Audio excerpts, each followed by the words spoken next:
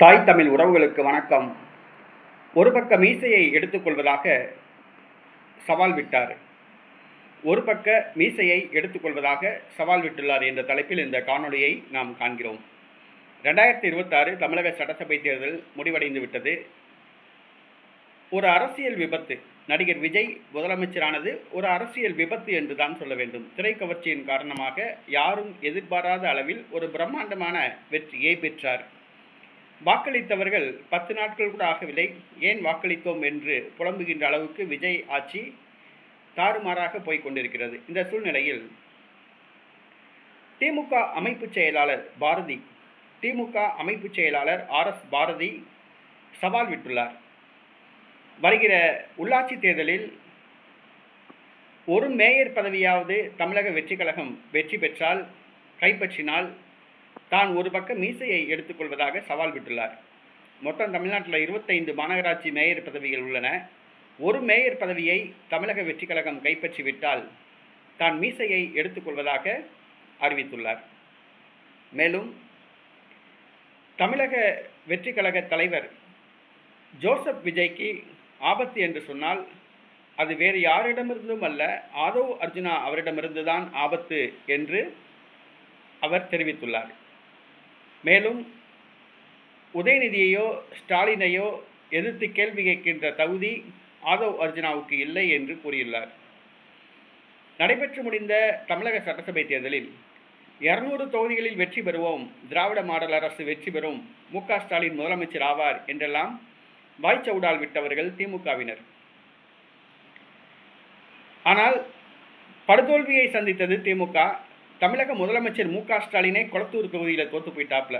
அப்பமே திமுகவினர் மீசை எடுத்திருக்கணும், இல்லாட்டினா மொட்டை போட்டிருக்கணும்.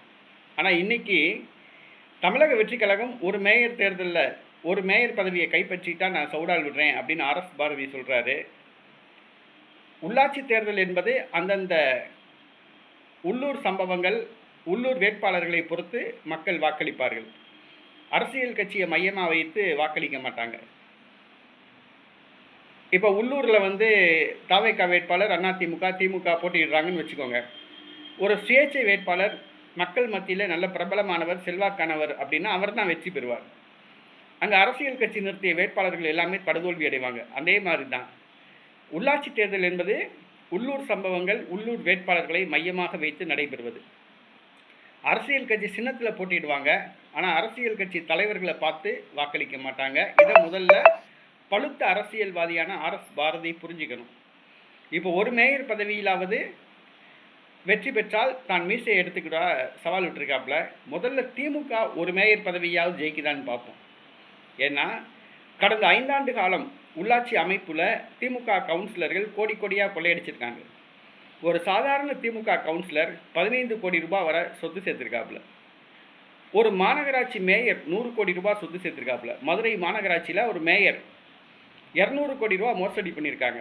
ஒரு லேடி, ஒரு பெண் மேயர் 200 கோடி ரூபா வரி ஏய்ப்பு மோசடி பண்ணியிருக்காங்க. எல்லா மாநகராட்சியிலையும் மேயர்கள் இந்த மோசடி பண்ணியிருக்காங்க.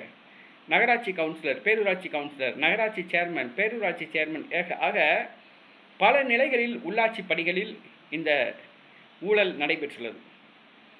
ஆக ஊழல் செய்தவர்களுக்கு மக்கள் திருப்பி எப்படி வாக்களிப்பாங்க அப்படின்னு பார்ப்போம்.